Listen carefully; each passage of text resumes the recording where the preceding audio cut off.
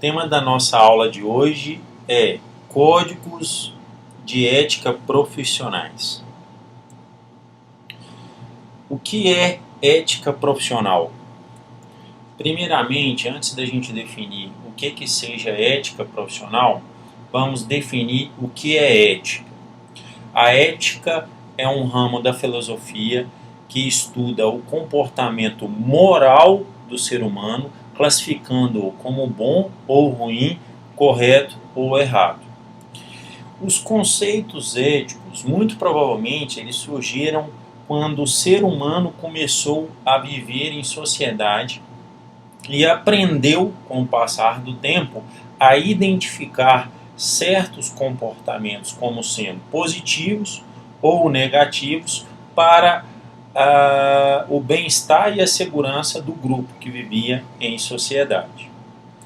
A ética profissional é um ramo da ética que preocupa-se com a aplicação dos conceitos éticos no contexto de uma profissão. A nossa aula de hoje ela vai discutir mais especificamente a ética para os profissionais de computação, incluindo os estudantes dessa área. Bem, para começar, vamos fazer uma definição dos termos profissional e profissão. O termo profissional ele tem geralmente dois significados. Um significado mais abrangente, porém mais impreciso, e um significado mais restrito. O significado mais abrangente, o termo profissional quer dizer um indivíduo que ganha o seu sustento exercendo um certo tipo de trabalho ou ocupação. Exemplos, né? Eu tenho pedreiros, carpinteiros, carteiros, pintores, empregado doméstico, empregada doméstica e etc. O significado mais restrito para o termo profissional é reservado para grupos ocupacionais que são vistos pela sociedade como, entre aspas, mais nobres, porque exigem um tempo mais longo de aprendizagem, ou seja, você não aprende da noite para o dia, e ele é seguido de um processo educacional formal, como, por exemplo, um curso de bacharelado, um curso de licenciatura, para que esse profissional possa adquirir o conhecimento. Exemplos desse tipo de profissional considerado, entre aspas, mais nobre: médicos, engenheiros e advogados. Bem, continuando, quais são as características que distinguem a categoria dos profissionais mais nobres e justificam os salários maiores? Primeiramente, o conhecimento. O conhecimento que não é domínio público, né? Você não aprende a ser médico da noite para o dia ou em poucos meses. Você não aprende as técnicas que um engenheiro utiliza da noite para o dia. Você não se torna um advogado da noite para o dia. Então, o conhecimento ele não é de domínio público. Uma segunda característica que distingue é a grande autonomia em seu trabalho. Um profissional considerado mais nobre, ele tem autonomia, ele não simplesmente recebe ordens, né? Uma outra característica é que a profissão possui organização profissional reconhecida pelo governo, né? O médico tem o Conselho Federal de Medicina, o advogado tem a Ordem dos Advogados do Brasil, a OAB, os engenheiros têm o CONFEA, que é o órgão federal de controle, e etc. A profissão atende a uma função social, saúde no caso da medicina, né? Esse profissional ele resolve um problema que impacta a empresa, a sociedade, as pessoas, né? Uma outra característica, é possível distinguir profissionais que praticam a profissão, que exercem a profissão, daqueles profissionais que fazem pesquisa, né? Um médico que atende um paciente é diferente de um médico que atua como pesquisador dentro de um centro de pesquisa ou dentro de uma universidade. Os membros da profissão obedecem a um código de ética. Os advogados obedecem ao código de ética da OAB, os médicos obedecem ao código de ética do Conselho Federal de Medicina, os engenheiros obedecem o código de ética do CONFEA. E, por último, os membros da profissão são vistos como pessoas comprometidas com a profissão que dura a vida toda. Normalmente, um cara, quando se forma engenheiro, médico, advogado, ele atua como engenheiro, médico, advogado, grande parte da sua vida. Bem, os profissionais da computação atendem aos requisitos estabelecidos anteriormente, né? A resposta é: os profissionais de computação, eles atendem a maioria. Quais são os requisitos atendidos pelos profissionais de computação? Primeiro, o conhecimento não é de domínio público, né? Você não se torna desenvolvedor de software, você não se torna programador da noite para o dia. Você não se torna administrador de rede, você não se torna administrador de banco de dados, você não se torna administrador de um servidor da noite para o dia. É possível distinguir profissionais que praticam a profissão dos profissionais que fazem pesquisa, né? Um profissional que desenvolve software, ele é diferente de um profissional que faz pesquisa na área de computação, né? O propósito do desenvolvimento do software para um profissional que não faz pesquisa, ele é para resolver um problema de uma certa empresa, um contexto específico. Já um profissional da computação que faz pesquisa é para resolver um problema global, um problema mais geral que ocorre na área. A profissão atende a uma função social, né? Quando um profissional de computação ele resolve um problema da sociedade, de uma pessoa, são vistos como pessoas comprometidas com a profissão. Um cara que desenvolve software, um cara que administra rede, que administra um banco de dados, que administra um servidor, ele é comprometido, grande parte da vida dele, ele se dedica a isso, né? Particularmente nesse caso aí, eu, que já tenho 10 anos de formado, tenho um grupo de amigos que formaram comigo. Esse grupo tem aproximadamente 10 pessoas. Dessas 10 pessoas, cerca de 2 ou 3 pessoas que continuam na profissão. Isso porque a profissão de computação é uma profissão extremamente desgastante, né? Não é fácil você ser um profissional de computação a vida inteira, mas isso é de qualquer profissão, né? Quais são os requisitos não atendidos, né, pelo profissional de computação? A profissão não possui uma organização profissional que controla a admissão dos profissionais e determina padrões para a prática da profissão, né? Você não tem um conselho regional, um conselho federal para a área da computação, você não tem a regulamentação da profissão, né? Apesar da ACM, que é Association for Computing Machinery, e Computer Society 3E, mantém um projeto chamado Swaybook, Software Engineer Body of Knowledge. É um guia para o corpo de conhecimento em engenharia de software. Esse projeto Swaybook, ele define boas práticas para engenheiros de software. A área, os profissionais de computação, é maior do que a engenharia de software, né? Outro requisito que não é atendido é que nem sempre o profissional de computação tem autonomia em seu trabalho. Existem profissionais de computação com autonomia, né? Por exemplo, consultores ou donos de empresas, os que exercem postos de liderança em organizações e pesquisadores. Esses sim têm autonomia. Mas tem profissionais também que não têm autonomia, como, por exemplo, programadores, né?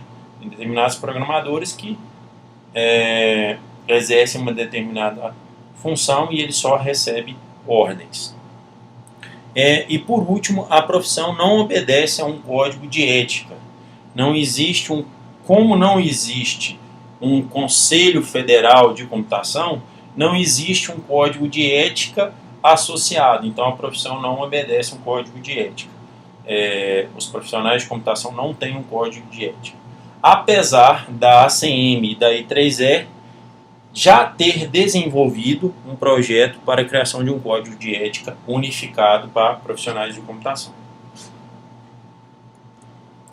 Conclusão sobre os requisitos, né? A profissão de computação não preenche todos os requisitos anteriores, mas parece estar muito próxima de satisfazer a todos. Entretanto, essas características não são fundamentais para o reconhecimento da profissão, sobretudo no Brasil. Profissões mais distantes dessas características são regulamentadas. Exemplo, a profissão de empregada doméstica é regulamentada.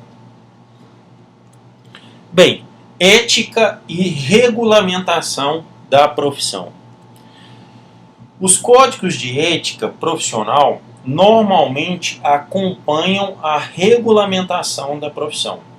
Quando uma profissão ela é regulamentada, né, criam-se estruturas sindicais e conselhos regionais e federais que têm como objetivo adotar um código de ética e zelar pelo cumprimento desse código de ética, né? Já os conselhos regionais eles têm a função de cumprir, né, com as funções delegadas pelo Conselho Federal.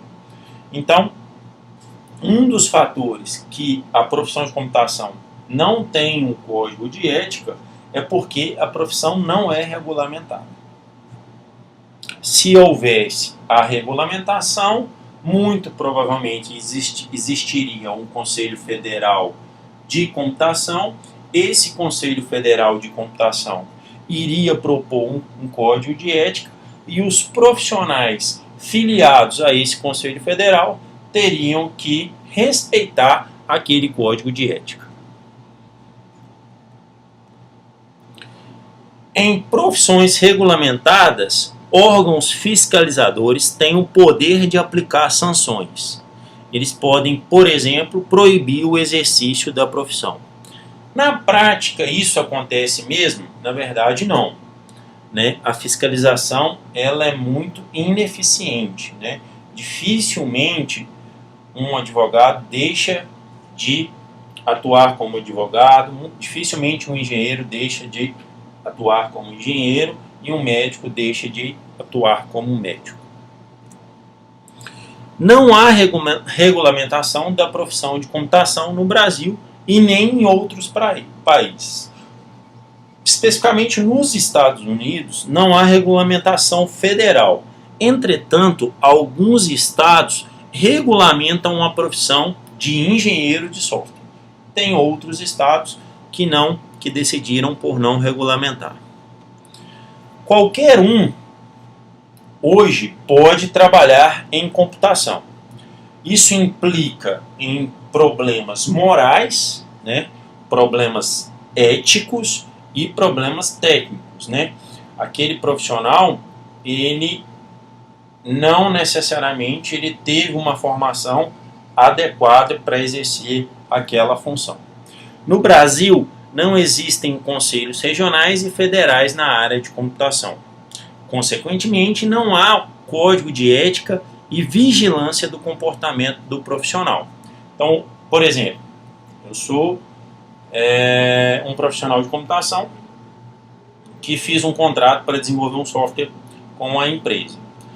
Esse contrato, eu cumpri ele parcialmente, eu não desenvolvi aquele software e a única coisa que eu vou ter que fazer é talvez devolver o dinheiro que a empresa já investiu, mas eu não vou sofrer nenhum tipo de sanção de nenhum órgão fiscalizador. Por quê?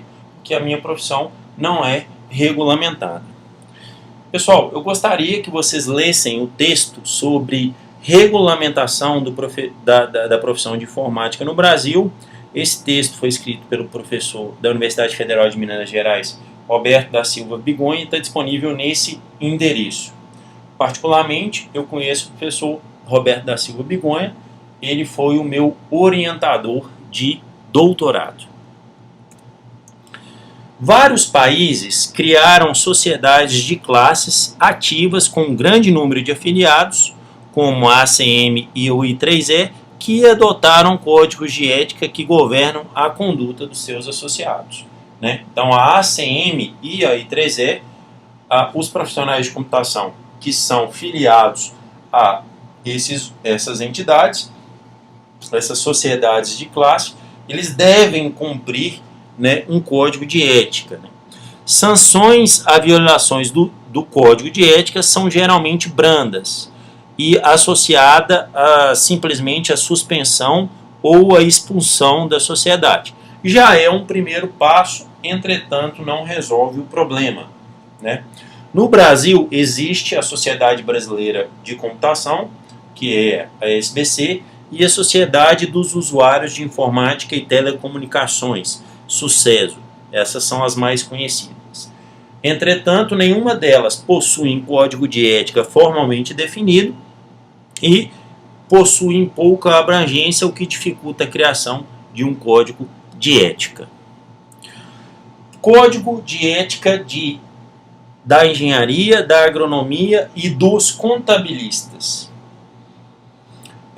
A gente vai trabalhar um pouquinho com esses códigos de ética, porque nós acreditamos que a profissão de computação ela está muito próxima à profissão da engenharia e dos contabilistas. De acordo com Mailot, em seu livro Computer Law for Computer Professionals, os profissionais de computação combinam características dos engenheiros civis, arquitetos e contadores. Dos engenheiros e arquitetos, por quê? Os profissionais de computação, eles constroem especificações e supervisionam a implementação daquelas especificações. E tem um detalhe que, diferentemente dos engenheiros e arquitetos, os profissionais de computação até implementam em determinados momentos, até implementam aquelas especificações. Assim como os contadores, os profissionais de computação são responsáveis por fazer análises financeiras e comerciais de projetos. Então existe uma similaridade entre o profissional de computação e engenheiros civis, arquitetos e contadores.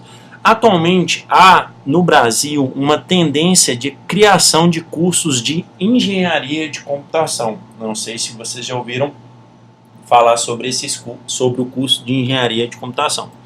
Esses profissionais podem se filiar ao CREA, Conselho Regional de Arquitetura, Engenharia e Agronomia, e também ao CONFEA, que seria o Conselho Federal de Arquitetura, Engenharia e Agronomia.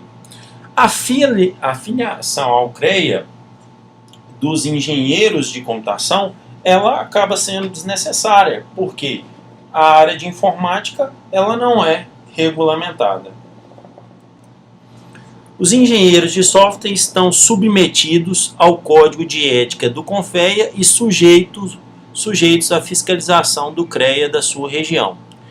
Entretanto, falta ao código de ética dos engenheiros, falta ao código de Ética do CONFEA qualquer orientação mais específica para a área de computação, relacionada a temas como privacidade, confidencialidade, uso de recursos computacionais e etc. O guia de aplicação do código exemplifica apenas com situações típicas da engenharia convencional, sem avaliar as especificidades da área de computação. É necessário atualizar esse código, que foi publicado no início da década de 70. Código de Ética dos Contabilistas. O Código de Ética dos Contabilistas é bastante detalhado. E, como eu já falei anteriormente, existe uma similaridade entre a profissão do contador e do profissional de computação. Os capítulos desse Código de Ética relativos ao trabalho como perito e em auditorias, honorários profissionais, relacionamento da classe com a sociedade ou entre pares são diretamente aplicáveis à computação.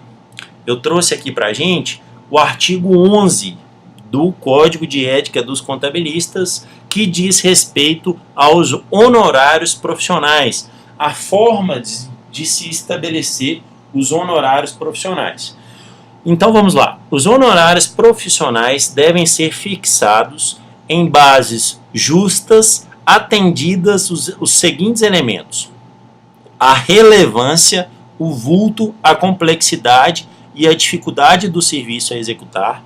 Então, você tem que se basear nisso para definir o valor do honorário profissional, o trabalho e o tempo necessário, a possibilidade de ficar o contabilista impedido de atender a outros serviços, a situação econômica financeira do cliente, o caráter do serviço a prestar, isto é, conforme se tratar de um cliente eventual, habitual ou permanente. Se for um cliente eventual, muito provavelmente o preço do honorário vai ser mais caro. Agora, se for um cliente habitual, o preço do honorário vai ser um pouco mais em conta. A competência e o renome do profissional que está executando a função.